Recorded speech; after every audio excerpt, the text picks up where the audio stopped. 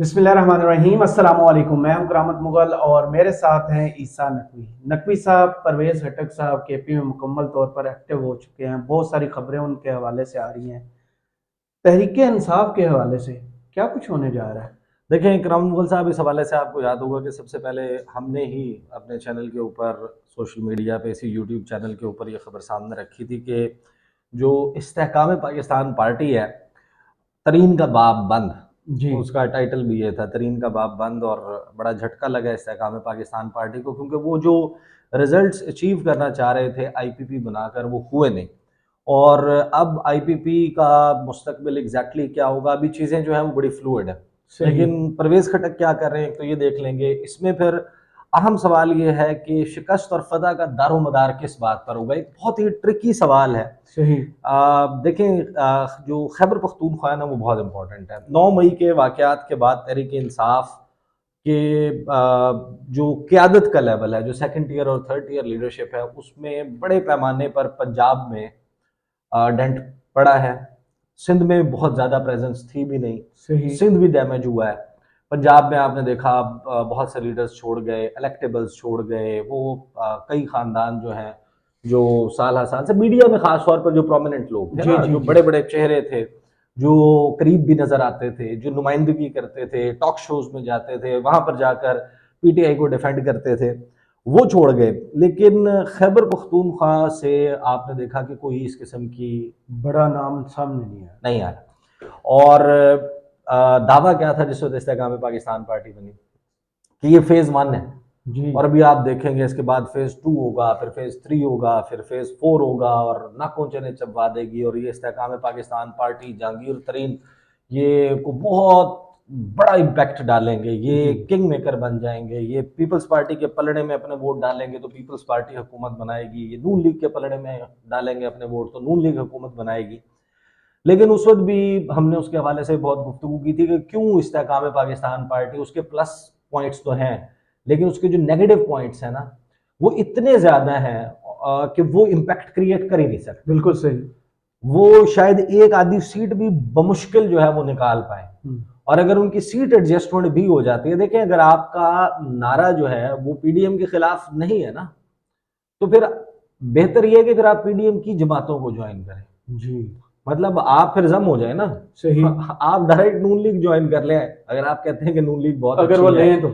और तहरीक इंसाफ बहुत बुरी है, या इमरान खान बहुत बुरा है और इमरान खान की खिलाफ पॉलिसी, या तो आप चले, आप इमरान खान को भी तनकीद का निशान, सियासत करनी है ना आपने, ये तो आपका आईनी हक है जी। कि आप अपनी पॉलिटिकल आइडेंटिटी किसी के साथ भी आप खुद को एसोसिएट कर सकते हैं। लेकिन आपने फिर ये फैसला करना है ना कि आप सबको फिर आप या तो तनकीद का निशाना बना रहे हो। आपने सिंगल आउट जब कर लिया पाकिस्तान तहरीक इंसाफ को, जो वाहिद अपोजिशन पार्टी कंसिडर होती है इस वक्त, लोगों के का तासुर यही है ना कि ये अपोजिशन है, बाकी तो सब हुकूमत है। बिल्कुल ऐसी है। हुकूमत की आप तारीफें कर रहे हैं, आप फिर दौसा कमान, आप इनमें से किसी भी बंदे से सवाल कर लें, मजाल है एक लफ्ज भी मुस्लिम लीग नवाज के खिलाफ या पीपल्स पार्टी के खिलाफ या JUIF के खिलाफ या MQM के खिलाफ इनकी जबान से जारी नहीं होता।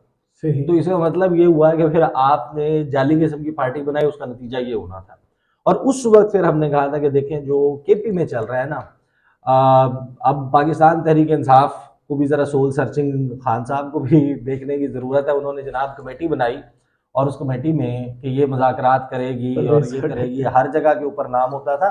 देखिए, परवेज खटक जो है वो चीफ लेजॉन ऑफिसर आप उनको कह सकते हैं, बिल्कुल। या मरकजी राबताकार जी। इस्टेब्लिशमेंट और तहरीक इंसाफ के दरमियान, ये सबको पता है, इट्स एन ओपन राब्ता सीक्रेट, करने गए थे तो बदल गए ना। सबको मालूम है। अच्छा, नहीं, इसके अलावा भी जी। सिर्फ ये मौका नहीं, इसके अलावा भी इस्टेब्लिशमेंट के और पाकिस्तान तहरीक इंसाफ के दरमियान जो गुफ्तगू, बातचीत, ये सारा सिलसिला चलता रहा। उसमें one of the main characters was Parvez Khattak. सही। तो पयाम्बर जो मयसर ना हुआ खूब हुआ, जबान गैर से क्या शरह आरजू करते। मतलब वो जो मैसेंजर था, जो जी पयाम्बर था, उसकी मोहब्बत दूसरी तरफ हो गई, जी। जो रुक्केबाजी करता था उसने फिर। जाके देखा माहौल ही डिफरेंट है, मैं माहौल के साथ ही अपने आप को एडजस्ट कर लो। तो खान साहब ने उन्हें डाला था उस कमेटी में जिसने मुज़ाकरात करने थे वो, और असद कैसर साहब ये गए। और फिर आपको पता है कि जी। वो जो वो दिन है, उस दिन का इख्तिताम हुआ एक प्रेस कॉन्फ्रेंस पे जिसमें असद कैसर खामोशी से बैठे हुए थे, परवेज खटक साहब गुफ्तगू फरमा रहे थे। अच्छा, अब इसके हवाले से फिर मैंने कुछ लोगों से सुनगुन भी ली है कि एग्जैक्टली खैबर पख्तूनख्वा में चल क्या रहा है, परवेज खटक साहब लोगों से क्या राब्ते कर रहे हैं, उनको क्या बता रहे हैं। इस दौरान एक बयान आ गया परवेज खटक का, पहले शो कॉज नोटिस हुआ था, आपको याद है? जी जी। इन खबरों के आने के बाद जब अपनी पोजीशन वाजे कि क्या चल रहा है खैबर पख्तूनख्वा में, वो एक ग्रुप वगैरह बनाने के चक्कर में है, अपनी एक party minus Imran Khan, time दिया गया था कि ये ईद तक का मौका है, 30 जून तक का टाइम है। उस वक्त तक खान साहब अगर खुद को पार्टी मामलात से माइनस नहीं करते और खुद को विड्रॉ नहीं करते एज प्राइम मिनिस्टर्स कैंडिडेट, तो फिर ये खैबर पख्तूनख्वा वाला काम होगा। सही। तो वो वक्त आ गया, और वो वक्त आने के ऊपर पता चला कि जनाब परवेज खटक साहब से सवाल हुआ कि आपको शो कॉज नोटिस मिला है, उनका बयान सामने आया, फिर तहरीक इंसाफ का रद्दमल, पहले वो दोनों देख लेते हैं, उसके बाद फिर परवेज खटक साहब कर क्या रहे हैं और असल मामला क्या है। सही। कहाँ पर डैमेज जो है वो हो सकता है, बड़ा डैमेज हो सकता है तहरीक इंसाफ और इमरान खान दोनों जमात को डैमेज हो सकता है। परवेज खटक का बयान जनाब ये है, मैं सीधा सीधा उसके नुकात सामने रख देता हूँ। उनसे पूछा कि जनाब शो कॉज नोटिस में जवाब जमा नहीं कराया। परवेज खटक कहते हैं कि जनाब मैं कोई सरकारी मुलाजिम नहीं हूँ जो शो कॉज नोटिस का जवाब दूंगा, मुझे इस शो कॉज नोटिस की कोई परवाह नहीं है। 9 मई का वाकया चेयरमैन इमरान खान का की चंद लोगों से मशावरत का नतीजा था। पार्टी चेयरमैन को हमेशा मस्बत सियासत और मस्बत सोच का दर्स दिया, लेकिन उनकी सोच और एजेंडा कुछ और था। अच्छा, अब ये जो बात कर रहे हैं ना, it's bigger than his pay scale जी, और ये आप अपनी तनख्वाह से और अपने उससे, वो सबको मालूम है, से बड़ी बात करना, सबको मालूम है कि तहरीक इंसाफ में ये जो गुफ्तगू वो फरमा रहे हैं, ये गुफ्तगू वो करते नहीं थे। बहरहाल अब ये वो कह रहे हैं तो अब आपको take his, let's just take his word. आगे वो ये कहते हैं कि जनाब परवेज खटक ने कहा कि फौजी तंसीबात और रेडियो पाकिस्तान पर हमले मुनज़्ज़म एजेंडे के तहत किए गए, सीनियर पार्टी क़यादत ने पार्टी रहनुमाओं को एतमाद में नहीं लिया, इनकी मशावरत जो है वो चंद लोगों के साथ थी। अब जो सीनियर क़यादत है उसमें तो शुमार परवेज खटक का भी होता है। सही। वो कह रहे हैं कि सीनियर क़यादत जो है, मेरे बाद अगर पार्टी संभालेगा शाह कुरैशी और परवेज खटक, हाँ, सीनियर क्या हो सकता है? यही गुफ्तगू चल रही थी ना। अच्छा, फिर आगे वो कहते हैं कि जनाब हमारे सूबे की अपनी रवायात हैं, हम सियासत में दुश्मनी नहीं करते, इस मुल्क में इनकलाब और तसादुम की सियासत नहीं चल सकती, नौजवान नस्ल बाशऊर है, वो किसी मनफी प्रोपेगेंडे में नहीं आएंगे। चेयरमैन तहरीक इंसाफ ने तमाम मामलात पर पार्टी को हरगिज़ एतमाद में नहीं लिया, उनकी मशावरत चंद लोगों से थी, जिसकी वजह से मुल्क को वो नुकसान हुआ जो 76 सालों में दुश्मन भी नहीं दे सका। मुट्ठी भर कारकुनों ने वो नुकसान पहुंचाया। अच्छा देखें, 9 मई के वाक़े का डैमेज तो हुआ है, सही, लेकिन पाकिस्तान को, पाकिस्तान के इदारों की साख को जाहिर है कि एक नाकाबिले तलाफ़ी नुकसान पहुंचा, तहरीक इंसाफ को एक नाकाबिले तलाफ़ी नुकसान पहुंचा, ठीक है। अब उसमें रिस्पॉन्सिबिलिटी फिक्स करना कि हु एग्जैक्टली वाज रिस्पॉन्सिबल, मंसूबा साज। अच्छा, अब इसमें ये गवाही अब प्रैक्टिकली परवेज खटक की जो एक गवाही है वो इमरान खान के अगेंस्ट आ गई है, लेकिन अगेन इसको कोर्ट ऑफ लॉ में प्रूफ करना, उसके लिए इनफ एविडेंस देना, क्योंकि 9 मई तक फिर उसमें नकवी साहब सवाल तो ये भी उठता है कि ये भी बराबर के शरीक हैं, इन्होंने रोका क्यों नहीं, दारों को तलाक क्यों नहीं दी, कि ऐसा होने वाला है? देखिए, असल बात, असल ही ट्रिकी क्वेश्चन ये है कि ये जितने लोग, ये जितनी गवाहियां आ रही हैं, ये आ रही हैं 9 मई के बाद। जी, अगर 9 मई से पहले इनमें से कोई भी शख्स उसने को पता था, अलहदा किए होते, पार्ट वेज किए होते, छोड़ा होता और इस बात को सामने लाए होते, इसका मतलब तो ये कि यार आप तो मुकम्मल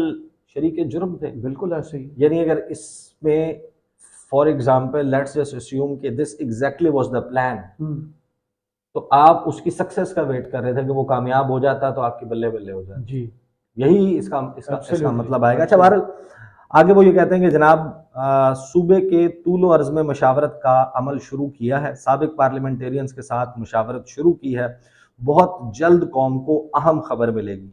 सियासी रहनुमाओं अरकान पार्लियामेंट और अरकान सेनेट को इकट्ठा कर रहे हैं ताकि मुल्क को इस बहरान से निकाला जा सके। मुआशी बहरान की जिम्मेदारी भी साबिक हुक्मरानों पर है, क्योंकि अगर तसादुम की सियासत ना होती तो आज मुल्क इस नहज पर ना होता। अच्छा, ये वो गुफ्तगू है जो परवेज खटक साहब ने की है। मैंने जिन जिन लोगों से भी कंफर्म किया है, परवेज खटक साहब के राब्ते तो चल रहे हैं, सही, और उनके राब्ते सिर्फ खैबर पख्तूनख्वा की हद तक नहीं है। अच्छा, पंजाब और उनके सिंध में भी राब्ते हैं, उनके पंजाब में भी राब्ते हैं। सही। और उनको खुद इन सब लोगों को एग्जैक्टली समझ नहीं आ रही कि हम क्या ऐसा करेंगे कि जिससे बहुत बड़ा हम सियासी धमाका करने में कामयाब हो जाए। क्योंकि आईपीपी के एक अच्छा शो पुट अप ना करने की वजह से मुतबादल ढूंढे जा रहे हैं। अब ये इनके जहन में भी ये पैदा हो गया कि एक और फेल्ड अटेम्प्ट ना हो, एक ऐसा डिसाइसिव, एक ऐसा कारी किस्म का वार किया जाए कि जिससे जनाब बल्ले बल्ले हो जाए हमारी, और तहरीक इंसाफ जो है उसको एक बड़ा डेंट लगे। तहरीक इंसाफ ने इस पर क्या रिएक्ट किया? तहरीक इंसाफ ने कहा कि जनाब परवेज खटक जो है उनका इमरान खान और पार्टी के खिलाफ बयान सरासर लफ्ज, बेबुनियाद और झूठ पर मबनी है। परवेज खटक पार्टी के ओहदों से अलहदगी इख्तियार करने के बाद इन इल्जामात से कौम को गुमराह करने की कोशिश कर रहे हैं। परवेज खटक इमरान खान को 9 मई के वाक़यात का जिम्मेदार ठहरा रहे हैं जो सरासर झूठ, बेहुदा और बेबुनियाद है। परवेज खटक बतौर सूबाई सदर पार्टी के तमाम फैसलों में मुकम्मल तौर पर शरीक होने के साथ साथ इस्टेब्लिशमेंट के साथ भी राब्ते में थे। परवेज खटक को प्रेस कॉन्फ्रेंस के बाद इमरान खान के फैसले गलत नजर आने लगे। अगर परवेज खटक को पार्टी के किए हुए फैसलों से इख्तलाफ था तो उसी वक्त ओहदे और पार्टी रुकनीत से मुस्ताफ़ी क्यों ना हुए? 9 मई का इंतज़ार उन्होंने क्यों किया इन ख्यालात का इजहार करने के लिए? और फिर वो जो रिपीट हुआ है वही जो कहते हैं कि जनाब हमने तो हमेशा पुरअमन सियासत की बात की है और एक गमला तक नहीं टूटा, इतने जलसे किए 27 साल में, ये तहरीक चलाई, इस तरह किया। ये है जो रिएक्शन आया। देखें हालांकि ये पीटीआई में वाहिद बंदे हैं जिन्होंने मोरूसी सियासत पर बड़ा अपना हाथ ना साफ किया। हाँ, कितने सारे टिकट तो अपनी फैमिली के अंदर बांटे। इनकी सिस्टर नफीसा खटक रही नहीं तो हैं। ये तहरीक इंसाफ को भी तो ये 9 मई से पहले ये पॉइंट है कि उन्होंने ये पॉइंट क्यों नहीं उठाया? देख नहीं अब इसमें क्वेश्चन ये है ना कि परवेज खटक साहब अगर ये सब कुछ कर रहे थे और परवेज खटक की ये बुराइयां याद आने का टाइम पीटीआई का भी नहीं है। आप भी परवेज खटक साहब के इन बयान के बाद ये क्रिटिसिज्म नहीं कर सकते। सही। तहरीक इंसाफ की ये क्रिटिसिज्म जायज नहीं हो सकती कि आप कहेंगे जनाब परवेज खटक ने भाइयों को नवाजा, फैमिली को नवाजा, फलां काम किया, तो वो भी तो उसके आपको बयान के बाद याद आ रहा है ना, जब वो आपके खिलाफ जब उन्होंने शुरू किया था ना। खान साहब ने तकरीबन 9 सीटों से इलेक्शन लड़ने का ऐलान किया था, तो वो मशवरा आपको पता है ना, असद उमर ने बताया था किस बंदे का था, वो इस बंदे का था। हाँ, और उसकी बड़ी तारीफें हुई थी उस वक्त। रिसेंट पास में तो ये हाँ, तो मैं इसी वजह से कह रहा हूँ कि जो अगर किसी को बुराइयां परवेज खटक की अब याद आ रही हैं तहरीक इंसाफ में, उनको भी अंदाजा होना चाहिए था कि अगर आप ये समझते हैं कि आपने अपने आस्तीन में सांप पाले हुए थे तो ये तो फिर आपकी कोताह नजरी है ना, आपकी कोताह भी नहीं है। ये वो कहते हैं अपना it's useless to cry over spilled milk. बिल्कुल ठीक है ना। तो अब खैबर पख्तूनख्वा में चल क्या रहा है, वो राब्ते कर रहे हैं मुसलसल और उनको कामयाबी नहीं मिल रही। अभी तक की इतला यही है कि बहुत सारे लोगों ने, शहरियार अफरीदी डटे हुए हैं, अली मोहम्मद खान नहीं, ये तो वो देखें 4-6 लोग हैं ना जिनका जो बड़े बड़े पिलर्स हैं, मुराद सईद हैं, ये बड़े लोग हैं ना। उनका टारगेट ही ये था कि मेन लोगों में से जी, मेन लोगों में से महमूद खान कोई भी नहीं इनके अभी तक कामयाबी नहीं मिली। लेकिन इसमें फिर हमारे जो गुज़िश्ता रोज जो मैंने प्रोग्राम किया ना ABN पर, उसमें क्योंकि ये पेशावर वाली स्टोरी बहुत इंपॉर्टेंट थी, क्योंकि खैबर पख्तूनख्वा देखें गढ़ है पाकिस्तान तहरीक इंसाफ, 2 दफा हुकूमत की। जिस तरह सिंध जो है वो पीपल्स पार्टी का, नून लीग का पंजाब एक वक्त तक था, जो मेरे ख्याल में 9 मई से पहले तक की कैलकुलेशंस में तो नून लीग खुद फारिग हो गई थी, बिल्कुल अपने गढ़ से फारिग, अपने घर से फारिग हो गई थी। खैबर पख्तूनख्वा जिसके बारे में, जिसकी सियासत के बारे में आप ये कहते हैं कि जनाब इसने कभी किसी एक जमात को दूसरा मौका नहीं दिया मुसलसल, उसने KP दोबारा नहीं इलेक्ट किया, 2 दफा इलेक्ट किया और तीसरी दफा इलेक्ट करने के लिए तैयार थे। तो वहां पर ये मूव होना और लोगों का छोड़ जाना। अच्छा, उसके बाद मैंने फरीदुल्लाह साहब जो हमारे ब्यूरो चीफ हैं ABN के, मैंने उनसे पूछा कितना इम्पैक्ट आएगा। देखिए, एक फर्क तो पड़ता है जब धड़े की बरादरी की, बड़े सियासी खानदान की इलेक्टेबल की रुखसती होती है ना, वो अपने साथ अपना एक क्लाउड, एक इम्पैक्ट लेकर तो जाता है। वो जहां भी जाएगा, जो उसका धड़ा है, जो ग्रुप है, अपने कुछ लोग, अपनी बरादरी, अपना ग्रुपिंग, जिन लोगों को उसने नवाजा होता है वगैरह वगैरह, उनको साथ लेकर जाता है। फायदा उसका किसको होगा? अगर वो अपना ग्रुप बनाते हैं, सोलो फ्लाइट लेते हैं खैबर पख्तूनख्वा में, क्या वो वाकई इतना इम्पैक्ट क्रिएट कर पाएंगे कि वो सीटें लेने की पोजीशन में आए, या तहरीक इंसाफ को इतना डैमेज कर पाए कि उसका फायदा तीसरे को हो जाए, कि उसका फायदा जो है वो किसी और को हो जाए? पीपल्स पार्टी को हो जाए, किसी हल्के में नून लीग को हो जाए, किसी में ANP है, ANP को हो JUF जाए, है। किसी में JUIF को हो जाए। हम्म। ये जब सारे आप सवाल इकट्ठे करते हैं तो उस पर जो खैबर पख्तूनख्वा में बड़े अरसा दराज से और अब ऑन ग्राउंड रिपोर्ट करने वाले लोग हैं, वो ये कहते हैं कि तहरीक इंसाफ जो है ना, इस वक्त तक उसका तोड़ नहीं है नामुमकिन खैबर नजर आ रहा है। पख्तूनख्वा में। खैबर पख्तूनख्वा में बहुत मुश्किल नज़र आ रहा है, लेकिन एक सवाल है जिस पर आकर जब आप उनसे ये सवाल पूछते हैं ना, तो यहाँ पर वो आगे कहते हैं कि यार ये सवाल जब आप करते हैं ना, तो इसमें मेरा वो कहते हैं कि PTI और इमरान खान इनका जोर टूट जाएगा। सही।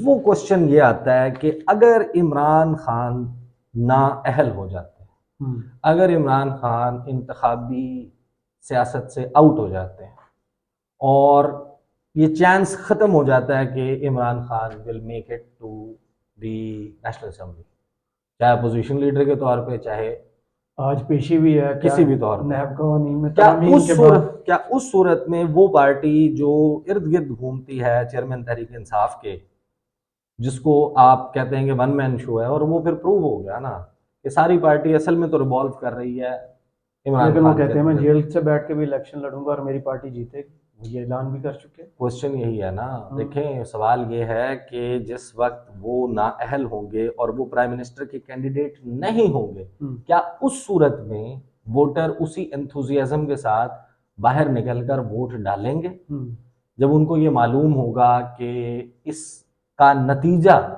इमरान खान के वज़ीर आज़म बनने की सूरत में नहीं निकलना? सही। फिर लोग निकलेंगे।